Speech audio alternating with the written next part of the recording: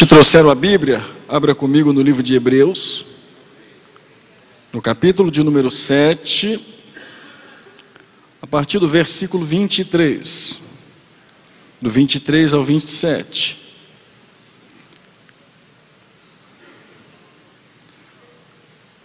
O tema da mensagem nesta noite é a vitória de Cristo. E na verdade, aqueles foram feitos sacerdotes em grande número, porque pela morte foram impedidos de permanecer. Mas este, se referindo a Jesus, porque permanece eternamente, tem um sacerdócio perpétuo. Portanto, pode também salvar perfeitamente os por ele se chegam a Deus, vivendo sempre para interceder por ele. Porque nos convinha tal sumo sacerdote, santo, inocente, imaculado, separado dos pecadores e feito mais sublime do que os céus, que não necessitasse, como os sumos sacerdotes, de oferecer cada dia sacrifícios, primeiramente por seu próprio pecado e depois pelo do povo, porque isso fez ele uma vez, oferecendo-se a si mesmo. Amém? Vamos orar. Deus e Pai, nós te louvamos por estarmos reunidos aqui nessa noite na sua casa. Senhor, Tu és o nosso Salvador. Tu és aquele que tem a palavra para os nossos corações. Tu és aquele que tem a resposta para cada um de nós nesta noite. Fala conosco, Pai. Nós queremos esponjar a sua palavra, nós queremos absorvê-la, que nada venha nos distrair, nos atrapalhar, que os nossos ouvidos, Senhor, possam estar aguçados, prontos, Senhor, abertos para ouvir a tua palavra, e que a tua palavra caia no nosso coração, e que esse coração, nessa noite, seja uma terra fértil, Pai. Fala conosco, Pai, nós estamos aqui para ouvir a sua voz. Nós estamos aqui porque precisamos ouvir a sua voz. Fala a cada um de nós, Senhor. Nós te pedimos isso no nome de Jesus e que o povo do Senhor diga amém. Amém? É básico, fundamental, nós sabemos que existe vitória, não existe uma vitória sem sofrimento. Toda vitória que você conquista, todas as vitórias que eu já conquistei na vida, exige de nós batalha, existe de nós determinação, existe de nós vontade, exige de nós empenho. E esta vitória que eu quero falar nessa noite é mais do que a vitória do seu time. Esta vitória que eu quero falar nessa noite é mais do que a minha e a sua vitória em conquistar algum bem material. Essa vitória que eu quero falar nesta noite, ela trouxe à humanidade não apenas uma bênção no sentido material, mas muito mais do que isso. A vitória de Jesus Cristo nos trouxe vida e vida em abundância. Se nós estamos reunidos aqui nesta noite, é porque um dia alguém sofreu por nós. E nós precisamos sempre lembrar, nós precisamos sempre trazer à memória, e não olhar como a morte e a ressurreição do Senhor, como uma história que nós comemoramos, que nós lembramos por alguém que fez algo por nós. Mas nós precisamos lembrar com mais ênfase.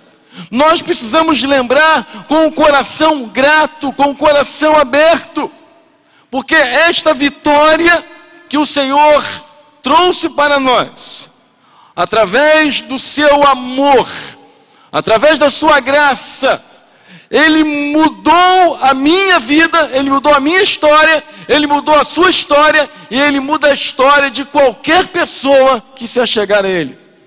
Eu quero dizer a você, fazer uma observação, que a maior vitória da humanidade, a maior vitória que nós temos nas nossas mãos, foi a vitória do nosso Jesus, do nosso Senhor e Salvador. Quando Jesus lá na cruz, Ele esteve lá por mim e por você, a porta se abriu. A porta do caminho da vida, a porta da vida eterna está aberta. E agora só depende de nós tomarmos uma posição diante desta porta aberta. Um exemplo bem simples, singular: a porta da igreja aberta, e você entra, se você desejar entrar. Se você não quiser entrar, você fica do lado de fora olhando, mas a porta está aberta. A porta aberta está convidando você a chegar. A Bíblia diz que Jesus é o caminho. A Bíblia está dizendo que existe vários caminhos, mas o artigo está determinando aqui que só Jesus é o caminho. Na minha jornada, na sua vida, há vários caminhos, há vários meios que parecem perfeitos e certos, mas só Jesus é o caminho. O caminho para quê? O caminho para que nós possamos chegar à vida eterna. O caminho para alcançarmos a salvação. O caminho para alcançarmos não uma alegria efêmera, não uma alegria passageira, porque esta vida tem muitas alegrias, mas são passageiras. As nossas alegrias, elas existem em razão de conquistar alguma coisa, de recebermos alguma coisa. Mas a alegria de ter Cristo é imensuravelmente maior. Jesus, ele disse que ele é o caminho, mas ele também disse que ele é a verdade. Isso significa que você vai ouvir em vários meios de comunicação durante a sua jornada. Você vai ouvir várias pessoas dizendo que aquele lugar, que aquele é o caminho, que aquela é a verdade. Mas a verdade está em Jesus Cristo, nosso Senhor. A verdade que nos conduz à vida eterna. Mas ele, além de ser o caminho, além de ser a verdade, a Bíblia também diz que ele é a vida. Isso significa que quem tem Jesus, como disse João, tem a vida. Quem não tem Jesus, não tem a vida. E essa vida que ele expressa é muito mais do que essa do nosso dia a dia. De estar de pé, de trabalhar, de andar, de passear, de viajar. A vida que Jesus está falando, o caminho que Jesus está falando, a verdade que ele está falando é que nos conduz a Deus. Por isso nós servimos a um Deus que está sempre conosco. Nós não servimos um Jesus que esteve vivo e está morto. Pelo contrário, nós servimos um Jesus que estava morto e está vivo. Essa é uma diferença muito grande. Porque quando nós servimos alguém que morreu e alguém que não conseguiu viver, nós só temos a história, nós só temos os feitos dele, nós só temos aquilo que foi escrito por ele. Mas o nosso Senhor, o nosso Jesus Cristo, nós não lembramos apenas da sua morte, mas lembramos também da sua ressurreição. E aí nós não servimos a um Jesus que morreu, mas nós servimos a um Jesus que ressuscitou. Por isso, se você observar ali, aquela cruz ali nos mostra, nos faz entender que ele não está mais na cruz, ele vive e vive pelos séculos dos séculos. Nós não servimos a um Jesus que esteve vivo, que nós lemos na Bíblia, seus feitos, seus milagres, seu poder, sua autoridade, sua onipotência. Nós não servimos a um Jesus que esteve vivo e está morto. Nós servimos um Jesus que morreu e que ressuscitou para nos conduzir à vida eterna. Em primeiro lugar, eu quero dizer que só Cristo e mais ninguém morreu pelos nossos pecados. Se você fizer um apanhado histórico dos grandes homens, dos profetas, das religiões, você vai perceber que os seus ensinamentos são bonitos, são apreciáveis, mas esses ensinamentos não conduzem ao perdão de pecados. Esses ensinamentos não nos fazem achegar-nos a Deus. São ensinamentos bonitos, mas ensinamentos que não nos conduz ao perdão de pecados. Ninguém morreu, nenhum desses homens morreu em razão da vida humana. Nenhum desses homens se deu em razão da vida humana. Nenhum desses homens se ofereceu em prol da vida humana. Foram homens inteligentes, foram homens estudiosos, mas ninguém morreu para salvar aquele que estava perdido. Nós andávamos perdidos dos nossos delitos e pecados, e a Bíblia diz que Ele nos transportou do império das trevas para o reino do Filho do seu amor. Quem fez isso? Jesus Cristo, o nosso Salvador. Ora, então nós precisamos reconhecer 3 coisas nessa noite. Primeiro, que nós somos pecador. Que há um pecado que o homem errou o alvo. Eu não sei se você já brincou daquele negócio de jogar, acertar o alvo. Nós erramos o alvo. E quando nós erramos o alvo, nós começamos a perceber que nós perdemos. Então nós precisamos reconhecer que somos pecadores. Mas nós somos pecadores por quê? Porque lá atrás nasceu o pecado. E porque nós fomos gerados pelos nossos pais em pecado. Nós geramos os nossos filhos em pecado. Nossos filhos gerarão nossos netos em pecado. E aí nenhuma condenação há agora para aqueles que estão em Cristo Jesus. Por quê? Porque nós fomos perdoados dos nossos pecados pelo sangue precioso de Jesus.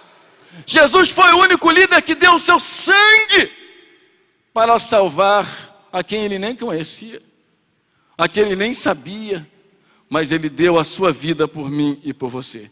Em segundo lugar, agora nós temos um Salvador.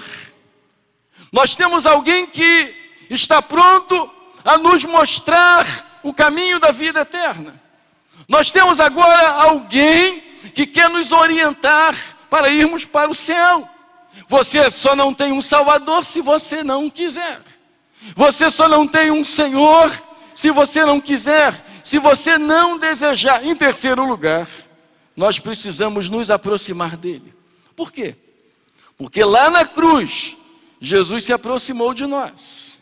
Lá na cruz, Jesus abriu o caminho para mim e para você. Lá na cruz, Jesus demonstrou o seu grande amor por nós. E a porta está aberta. Todos pecaram e carecem da graça de Deus. Mas a Bíblia diz que aonde abundou o pecado, superabundou a graça. Isso significa que a graça é maior do que o pecado. Isso significa que aquele que morreu e ressuscitou trouxe vida para todos nós.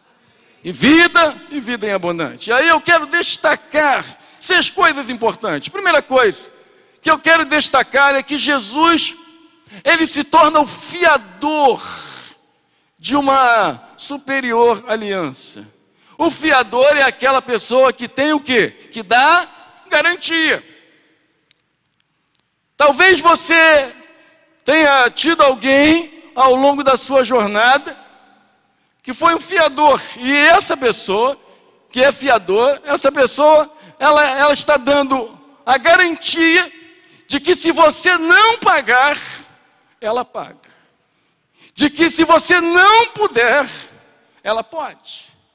E olha, ser fiador, e a Bíblia diz, para a gente ter cuidado, vai ao livro de Provérbios, cuidado quando você é fiador de alguém. Sabe por quê?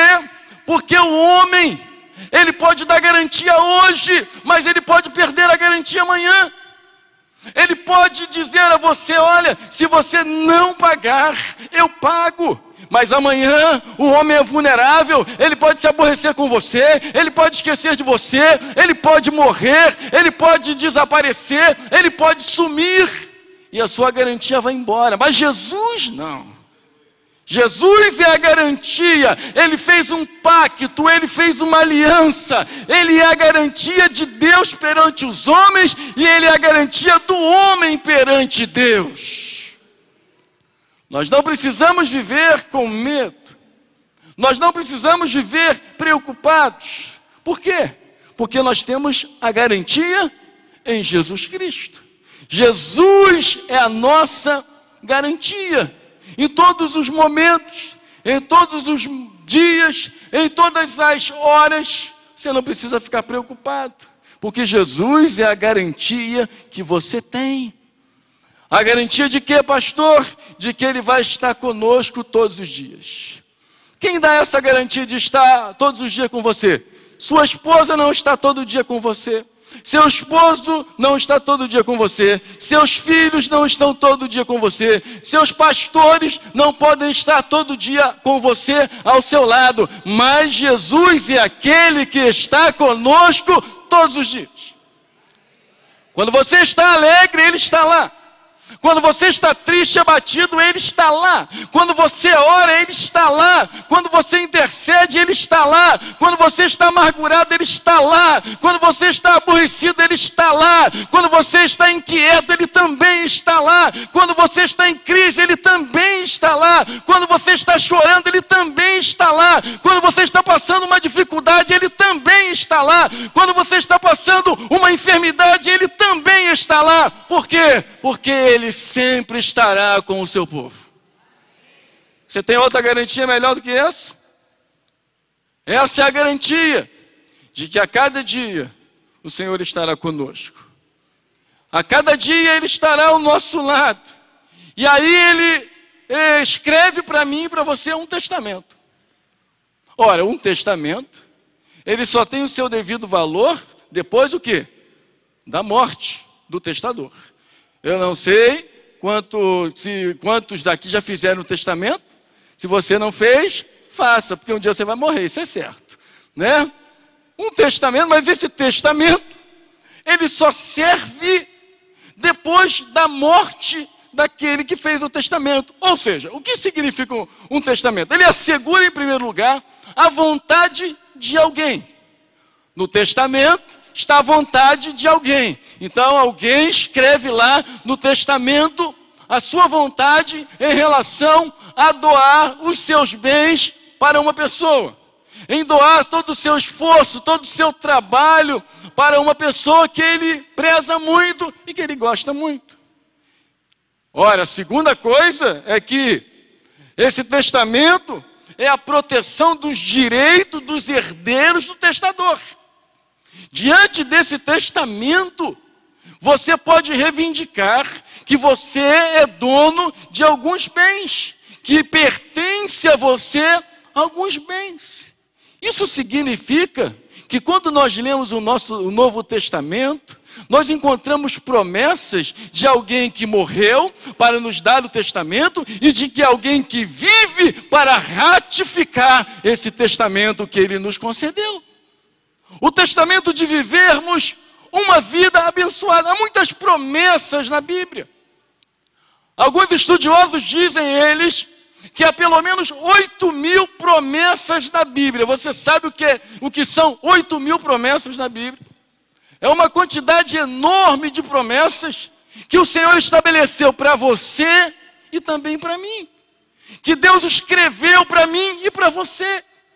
E que nós precisamos, nos dias mais difíceis da nossa vida, começar a olhar esses mandamentos, esses testamentos, esta vontade do Senhor, essas promessas que Ele escreveu para mim e para você.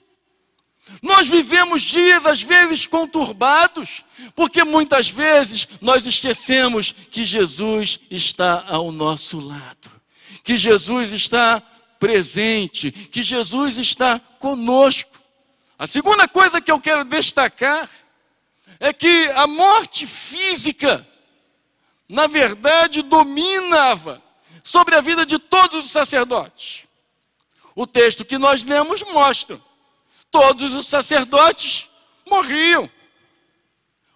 E esses homens eram mudados em razão da sua própria morte. E Jesus, o sumo sacerdote, ele também morreu. Mas ele morreu no meu lugar, no seu lugar. Ele morreu para que nós pudéssemos ter vida e vida em abundância. Se ele apenas morresse, ele seria mais um dos muitos sacerdotes. Mas ele é o sacerdote, o sumo sacerdote, o representante de Deus, que na verdade trouxe para nós a vida eterna. E há 3 tipos de morte. O primeiro tipo de morte é a morte física. Todos nós vamos passar por esse tipo de morte, a não ser que Jesus venha e nos leve.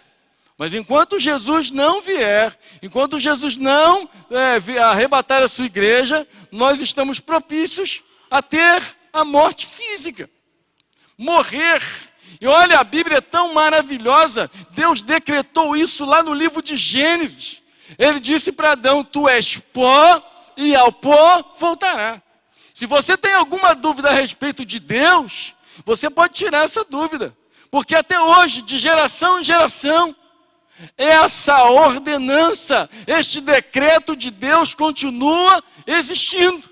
As gerações passam, as famílias passam e as pessoas morrem. Isso nos ensina o quê?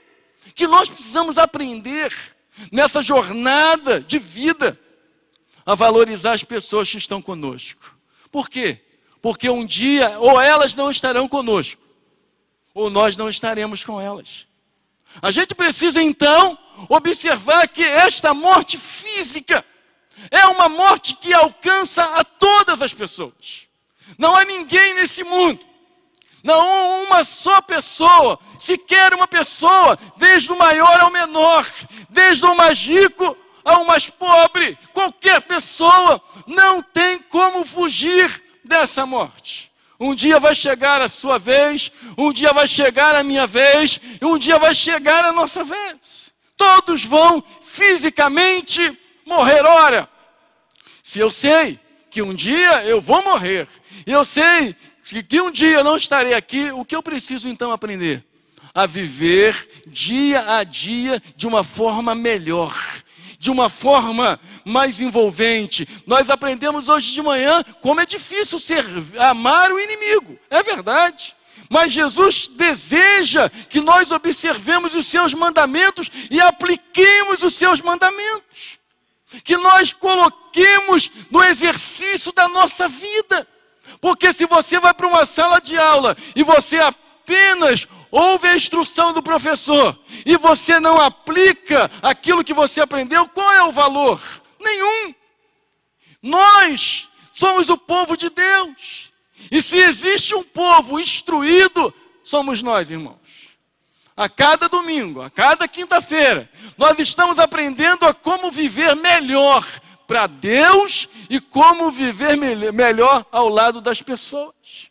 Ah, pastor, pessoas são difíceis. É verdade. Há pessoas que são mais difíceis, mais complicadas, dão mais trabalho. Mas, meu irmão, aprenda a conviver com esta pessoa. Peça a Deus graça, peça a Deus favor, peça a Deus bondade, peça a Deus que te encha do Espírito Santo, porque quando você for cheio do Espírito Santo, você vai conseguir entender essas pessoas. Esta morte física vai acontecer a todos nós. E a morte espiritual, pastor? Essa já existe na vida de muita gente. Há muita gente comendo, bebendo, andando, passeando, viajando, com o seu carro, no avião, no iate. Mas são pessoas que espiritualmente estão mortas. Estão mortas por quê, pastor? Estão mortas porque não nasceram de novo, não nasceram da água, não nasceram do Espírito. Ora, se não nasceram para Deus, essas pessoas vivem, essas pessoas caminham, essas pessoas comem, essas pessoas ganham dinheiro, essas pessoas vivem o dia a dia, compra pão na mesma padaria que você, pega o ônibus que você pega, mas essas pessoas não têm vida espiritual.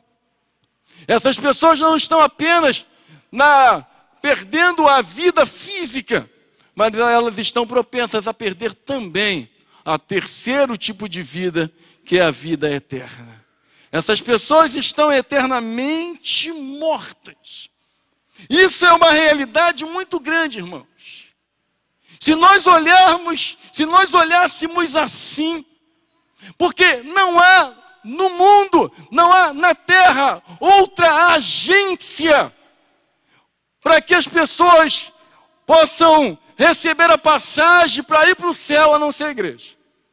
Eu não sei se quando você vai viajar, você vai em uma agência e fala assim, olha, eu quero viajar para tal lugar. E aí quando você vai viajar, o que esta pessoa faz? Essa pessoa lhe dá o quê? A passagem para que você viaje. Essa igreja aqui é a agência onde treina você, não para você viver uma vida aqui na terra, mas para que você possa viver uma vida eternamente com Deus. E viver a vida eterna é algo maravilhoso, porque não vai haver dor, não vai haver tristeza, não vai haver choro. Isso significa que tudo que você vive aqui tem tempo definido para acabar.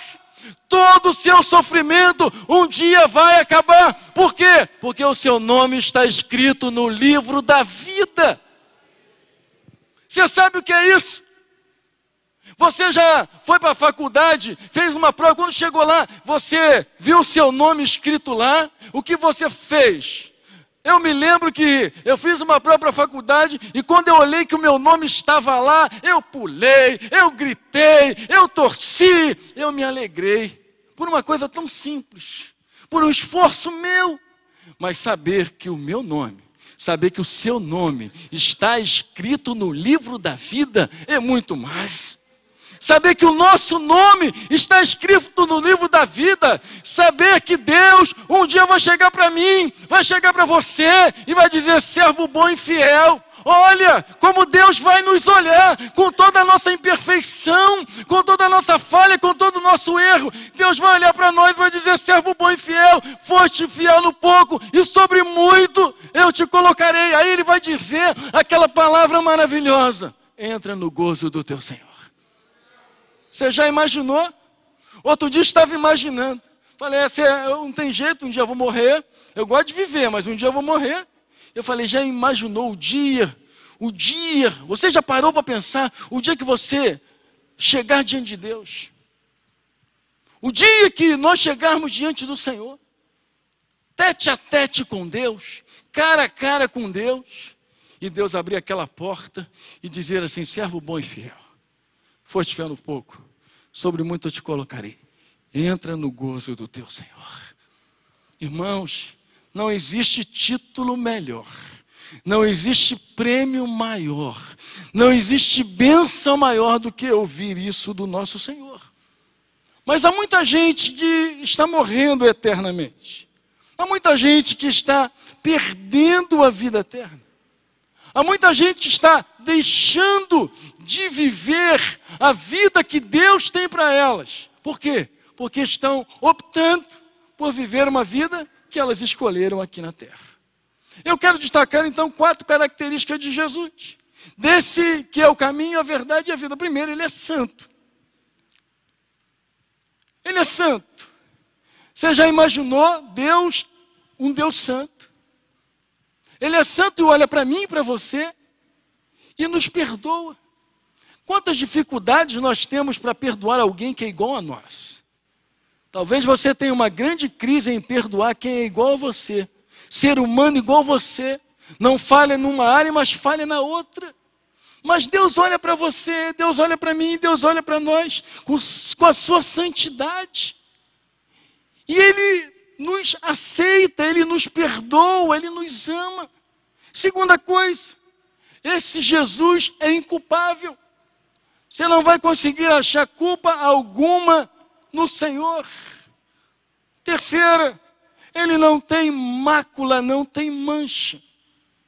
Quarto, Ele é separado dos pecadores. O Deus que nós servimos é um Deus que nos convida a viver com Ele, a viver uma vida de comunhão com Ele. Jesus se ofereceu em prol da minha vida e da sua vida. O escritor Miller diz que toda a humanidade está de um lado. De um lado estão os injustos e de um outro lado está sozinho um justo. Vou repetir, de um lado está uma humanidade inteira de injustos e do outro lado está sozinho um justo. E esse justo fez o que ninguém podia fazer. veio salvar os injustos. A morte de Jesus, então, ela cancelou toda a nossa dívida. A cruz cancelou toda a dívida que você tinha. A cruz cancelou toda a dívida que eu tinha. Todas as dívidas que nós tínhamos foi cancelada onde? Na cruz do Calvário. Jesus fez isso por você. Jesus fez isso por mim. Jesus fez isso por nós. Ele cancelou a dívida. Ele rasgou a cédula. Ele cravou lá na cruz. E agora nenhuma condenação há para aqueles que estão em Cristo Jesus. Isso não significa que eu possa viver de qualquer jeito. Isso não significa que uma vez salvo para sempre. Isso não significa que eu posso viver da forma que eu achar conveniente, da forma que eu quiser, da forma que eu desejar. Não! A Bíblia tem regras, a Bíblia tem ensinamentos que nos mostram como Deus quer que nós venhamos a viver. Aqui está o manual para mim e para você. Aqui está o manual que nos conduz à vida eterna. Sabe o nosso grande problema, irmãos? Que ninguém lê manual. Você compra um eletrodoméstico e muitas vezes você só sabe ligar e desligar. Porque a gente não tem paciência para ler o manual. Mas naquele manual tem informações que mostram como aquele eletrodoméstico funciona. Aquele manual tem informações que mostram que aquele que produziu aquele manual, aquele produto, está informando. Mas nós não temos paciência. Por exemplo, você compra um carro, aí vem o manual que é uma grossura. Você olha logo para o tamanho do manual, você diz, eu não vou ler isso não. Para que eu vou ler isso? E quando a gente lê, a gente não lê com atenção. A gente não lê a ponto de entender o que o manual está dizendo. Afinal de contas, o carro está andando, afinal de contas, o eletrodoméstico está funcionando, então está muito bem. E a gente vai levando, e a gente deixa de absorver, a gente deixa de ganhar muita coisa, porque nós temos preguiça de ler o manual. A Bíblia não é diferente. Tem muitas coisas aqui que nós não lemos, porque a leitura muitas vezes dá trabalho, e quando nós lemos, é uma leitura rápida, a gente não medita, a gente não para, a gente não estuda, a gente não descobre o que Deus quer para a nossa vida. Sabe, a leitura da Bíblia tem que mostrar, tem que fazer você entender que aqui está aquilo que Deus quer para mim e para você. Esse é o seu manual de dia a dia, o seu manual de conduta, o seu manual de vida, o seu manual para você viver ao lado da sua família, o seu manual para você viver no seu trabalho, o seu manual para você viver ao lado de quem não é crente, o seu manual para você viver ao lado de quem é crente, o seu manual para você viver em qualquer ambiente. Esse é o manual. E aí a gente precisa saber a vontade de Deus. Como é que eu posso saber a vontade de Deus? Leia o manual de Deus. Como é que eu posso descobrir a respeito daquilo que Deus quer para a minha vida? Eu preciso ler o manual de Deus. Eu preciso ter intimidade com Deus. Eu preciso me aperfeiçoar na minha comunhão com Deus para que eu saiba aquilo que Deus quer para mim, aquilo que Deus deseja para a minha vida, aquilo que Deus quer me orientar. Quando nós não lemos o manual, irmãos, nós ficamos perdidos. Você já foi viajar, e aí muitos não, antigamente não existia GPS, o que a gente fazia?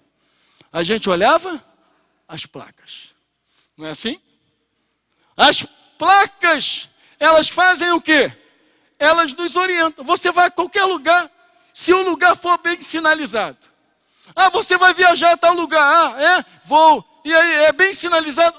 É verdade. Eu lembro que uma vez nós fomos, há muitos anos, para Guarapari, e eu nunca tinha ido lá, e não tinha GPS. Eu falei, como é que nós vamos? Pelas placas. As placas nos informam. As placas nos mostram se você vai entrar numa cidade que não devia entrar. A placa nos informa se você vai entrar num lugar onde não vai fazer você chegar ao lugar onde você deseja. A Bíblia está cheia de placa, irmãos. A Bíblia está cheia de placa nos sinalizando. O problema é que a gente quer viver uma vida sem olhar as placas, sem olhar a orientação de Deus. O problema é que a gente não tem paciência. Você já passou da entrada porque você se distraiu por não olhar a placa? Uma vez aconteceu isso comigo. Estava indo muito bem e a vida espiritual não é diferente. Às vezes a gente vai muito bem, mas quando você descuida e não olha a placa, você continua seguindo quando você deveria entrar. A placa, ela nos orienta. A placa, ela nos mostra. As placas estão ali para que a gente não venha se perder. A Bíblia está cheia de placas. Ah, pastor, como assim? A Bíblia está cheia de versículos, de orientação de Deus, para que a gente possa viver uma vida abençoada, uma vida cheia de graça, uma vida cheia da presença de Deus. Tem placa para você viver no dia da angústia, tem placa para você viver no dia feliz, tem placa para quando você adoecer, tem placa para quando você estiver abatido, tem placa para tudo, mas você precisa olhar a palavra de Deus e saber a orientação do Senhor. Quando você não olha as placas que estão aqui, quando você não olha as orientações que estão aqui, mesmo sendo crente, você se desvia. Por que Davi cometeu um grande erro? Davi cometeu uma grande falha, porque ele esqueceu de olhar a placa. Todas as vezes que nós deixamos de olhar as placas e seguir a placa, todas as vezes nós deixamos a orientação de Deus, que nós abandonamos aquela identificação de que Deus está nos dizendo para que a gente siga ou que a gente pare, a gente acaba se perdendo. Você lembra do povo de Israel? A Bíblia diz que eles montavam um tabernáculo e na montagem do tabernáculo a nuvem parava. Quando a nuvem parava, eles paravam. Quando a nuvem andava, eles andavam. Se a nuvem demorasse uma semana, eles ficavam parados uma semana. Se a nuvem se erguesse, eles se erguiam a caminhar. Sabe o que significa isso? Que Deus estava orientando o seu povo, mas eles precisavam olhar para a nuvem. Eles precisavam saber que Deus estava orientando o caminho onde eles deviam andar. Irmãos, se tem alguém que não erra, é Deus. Eu erro. Você erra, todos nós falhamos. Alguém certa vez falou assim: poxa, nós oramos tanto e fulano morreu. Por que fulano morreu? Eu falei: não se preocupe. Se Deus não curou, tenha certeza que Deus sabe o que está fazendo. Sabe, Deus sempre sabe. Eu e você, muitas vezes, pensamos que sabemos o que estamos fazendo. Mas muitas vezes as nossas decisões são decisões erradas, porque nós esquecemos de olhar as placas. Deus não erra, Deus não falha, Deus não tropeça, Deus não se perde na jornada, Deus não se perde na caminhada. Para que eu e você não venhamos a se perder, nós precisamos o quê? Olhar as placas. Elas vão nos orientar. Entra à direita, dobra à esquerda. Esse negócio de GPS é um problema demais. Outro dia eu cismei de botar no celular, falei: se eu fosse acompanhar o GPS, eu batia na parede, na mureta. Porque ele mandou entrar à direita quando não era para entrar à direita. Eu falei: que direita eu vou entrar aqui? Mas quando você ouve a voz de Deus, Ele vai dizer: entra à direita, e Ele vai estar lá. Você lembra quando Deus falou para Ananias? Coisa maravilhosa, né? Deus disse detalhadamente para Ananias o que ele devia fazer. Vai à rua direita. Olha só, Deus detalhou para ele. É interessante que nem sempre nos textos bíblicos Deus é um Deus de detalhe. Ele chegou para Abraão e diz assim: Abraão, sai da tua terra, da tua parentela e vai. E aí Abraão precisava sair e ir. E estar ligado com Deus para não se perder na caminhada. Para não se perder na jornada. Mas com Ananias não. Deus diz: vai, entra à rua direita, porque lá tem um servo meu, e que eu mostrarei o quanto importa sofrer pelo meu nome. Irmão, Jesus é aquele que morreu por mim e por você. Ele não quer que você venha se perder nessa jornada, nessa caminhada. Nós vivemos no embaraço de religião. Nós vivemos no embaraço de ensinamentos tortos, errados. E se nós não olharmos as placas certas, se nós não deixarmos o Senhor nos orientar, nós vamos nos perder. Como tantos de nossos conhecidos já se perderam. E eu quero levar você ao livro de 1 Pedro, no capítulo 3, verso 18 e 19. Vai mais um pouquinho aí. No capítulo de número 3, da sua Bíblia, Pedro capítulo 3, versículo 18 e 19. 1 Pedro, capítulo 3, verso 18.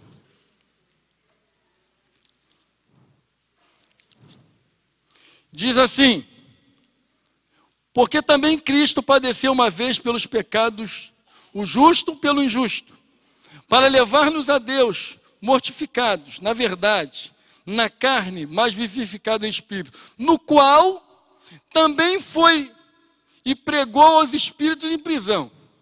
Somente aí. E aí, esse é um verso de uma interpretação. Tem pelo menos, no mínimo, 5 interpretações a respeito disso. A primeira é a posição de Clemente de Alexandria. Por volta do ano 18 DC, Clemente diz que Cristo foi ao inferno em espírito proclamar a mensagem da salvação às almas dos pecadores que lá estavam presas desde o dilúvio. Refutação nossa. Deus não foi pregar, Jesus não foi pregar a mensagem do Evangelho, a salvação do Evangelho para espíritos, para homens que estavam lá, que morreram sem a salvação. Hebreus 9, 27. Cabe ao homem morrer uma só vez. E logo depois disso vem o juízo. O seu dia é hoje. O seu dia não é depois da morte. Jesus morreu para que você não morra. Jesus viveu para que você viva. Jesus ressuscitou para que você ressuscite. A segunda posição é do cardeal Roberto Bellarmino, na última metade do século VI DC. Ele diz que em espírito Cristo foi liberar as almas dos justos que se arrependeram antes do dilúvio e que tinha ficado no limbo, ou seja, no lugar entre o céu e o inferno. Um outro erro, uma boa refutação nossa, Lucas capítulo 16. Quando morre Lázaro e o mendigo, eles estão lá, e aí há uma grande discussão, aquele homem quer passar de um lado para o outro, e aí ele diz, olha, quem está daqui não pode passar para lá, e quem está de lá não pode passar para cá. Isso significa que só existe salvação aqui. Só existe oportunidade aqui. A sua posição é tomada aqui. Você não vai ter outra chance. Não se deixe enganar. Ah não, quando eu morrer, eu vou para o purgatório. Você não vai para o purgatório não, isso é mentira. O seu dia é aqui.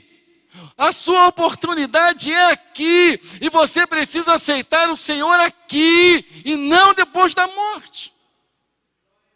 Terceira posição, é a posição contemporânea, é uma posição nossa, que Cristo ressuscitou, e Ele proclamou os espíritos em prisão a sua vitória. Ele chegou para o Satanás, ele chegou para aqueles espíritos todos e disse assim, eu venci, eu sou o vencedor, eu sou o Senhor poderoso. Ele venceu para quê? Ele venceu para que você vença. João capítulo 1, 12. E todos os quantos receberam, agora Jesus espera que você o receba. Jesus espera que você tome um passo, porque o passo dele ele já tomou. Ele morreu na cruz pelos seus pecados, pelos meus pecados. Ele ressuscitou para nos dar vida e vida em abundância. Mas agora é você. É você que tem que dar o seu passo. É você que tem que tomar esta decisão. É você que tem que tomar nessa noite uma posição. Todos os quantos receberam, deu-lhes o poder de serem feitos filhos de Deus. Primeiro, não existe salvação por hereditariedade. Eu vou ser salvo por causa do meu avô, porque o meu avô era crente, porque o meu avô é pastor, porque o meu avô... Nada disso. Não existe salvação por hereditariedade. Não existe salvação por amizade. Sou muito amigo do pastor e aí ele vai arrumar um lugar para mim lá. A gente está querendo arrumar um lugar para nós. Como é que a gente vai arrumar um lugar para você? Não existe salvação por amizade. Você pode ser um amigo do pastor, você pode ser a pessoa do lado do pastor, mas isso não garante salvação. Você pode ser um ouvinte da palavra de Deus, você pode gostar de ouvir a palavra de Deus, de achar que é certa, que é boa, mas você não vai ser salvo por causa disso. Você tem que confessar a Jesus como Senhor, único e suficiente Salvador. Não existe salvação em razão da esposa ser salva. Não, minha esposa, pastor, é crente, fiel, mulher de Deus. Mulher de Deus. Essa semana eu ouvi uma pessoa dizendo assim, que a esposa dele morreu, e ele aprontou bastante com a esposa, e a esposa morreu, uma serva de Deus, uma mulher de Deus, e hoje ele está entrevado, ele está cego, e ele disse assim, aquela mulher era uma mulher de Deus, graças a Deus por isso. Mas por ele ter casado com uma mulher de Deus, não significa que ele vai ser salvo. Você está entendendo? O meu marido é um homem de Deus. O meu marido é um servo consagrado a Deus, bom para ele. E logicamente bom para você, que ele vai ser uma bênção no lar. Mas isso não garante vida eterna. Isso não garante salvação. Olha, eu não vou na igreja, mas os meus filhos vão.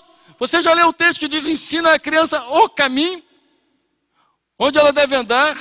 Olha, você para ensinar o caminho, você tem que ir. Você não vai dizer, o caminho é ali, não. Você vai e leva a pessoa o quê? No caminho. Meus filhos estão na igreja. Meus filhos fazem parte do GV. Amém. Que bênção isso. Mas os seus filhos não vão proporcionar a salvação para você.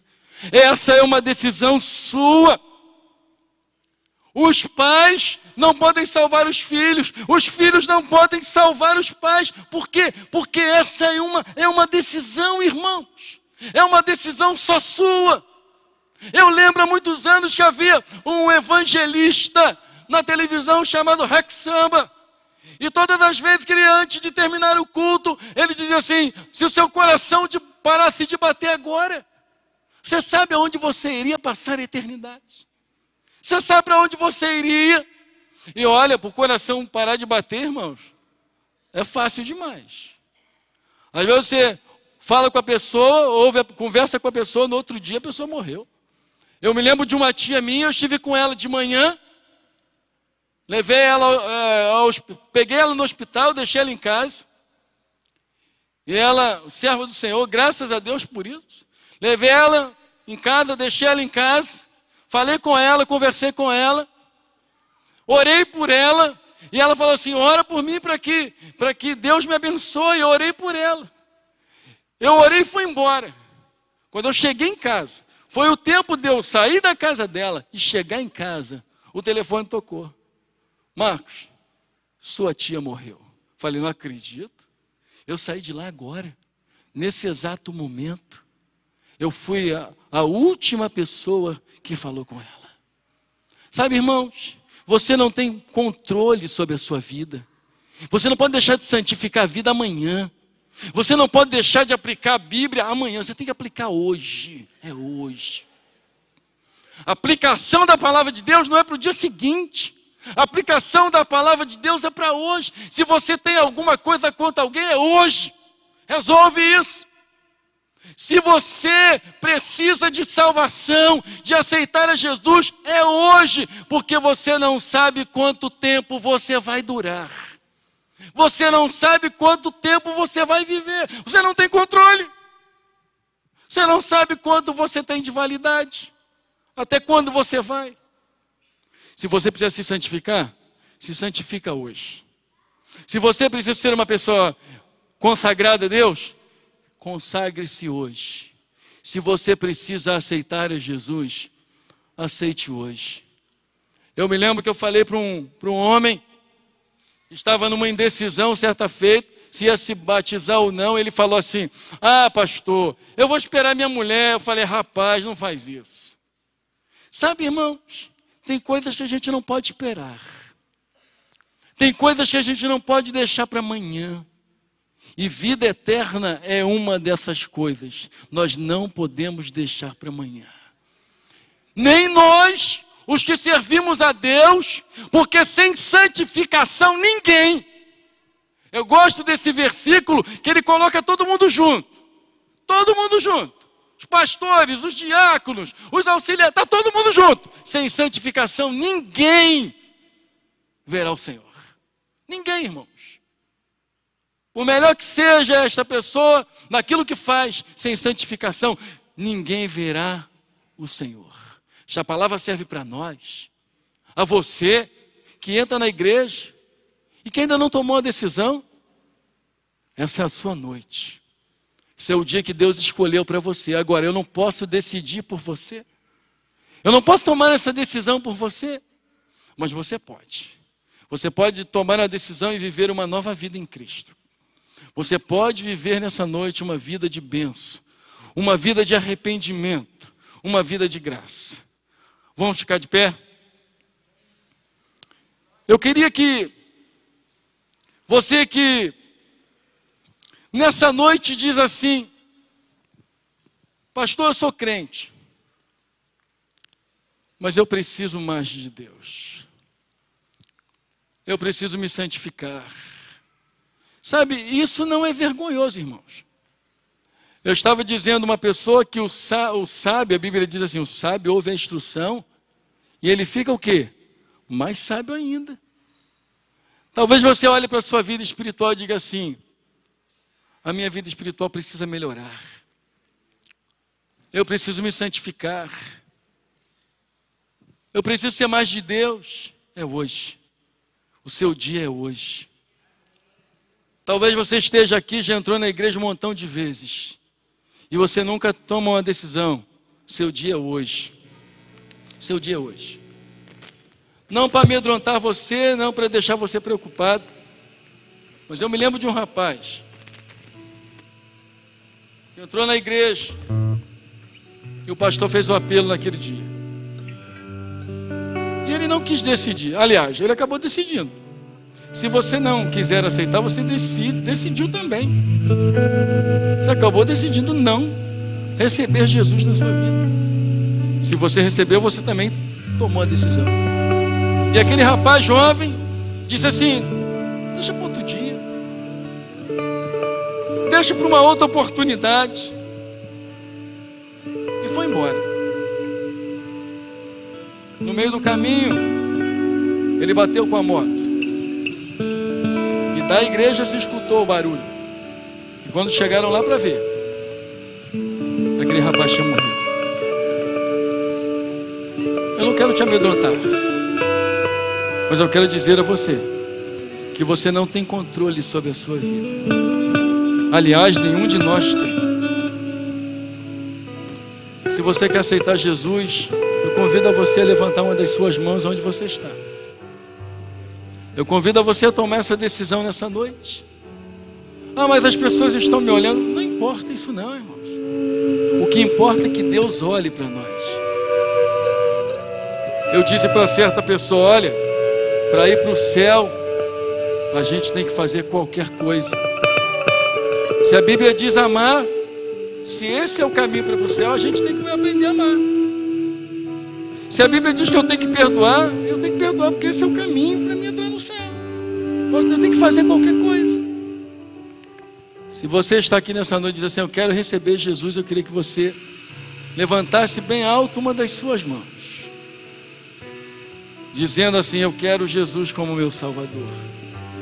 Eu quero Jesus como meu Senhor. Há alguém aqui nessa noite que diz: eu quero deixar Jesus entrar na minha vida. Eu quero deixar Jesus morar em mim. Alguém? Não há ninguém. A decisão é sua. Agora você que serve a Deus, e você que diz assim: eu reconheço. Eu reconheço. Você quer aceitar Jesus, meu querido? Hã? Ah, sim. Você que diz: pastor, eu sei que eu preciso de mudança. Eu sei que eu preciso me santificar mais. Eu sei que eu posso ter uma vida mais agradável a Deus do que eu tenho. Eu queria que você saísse do seu lugar.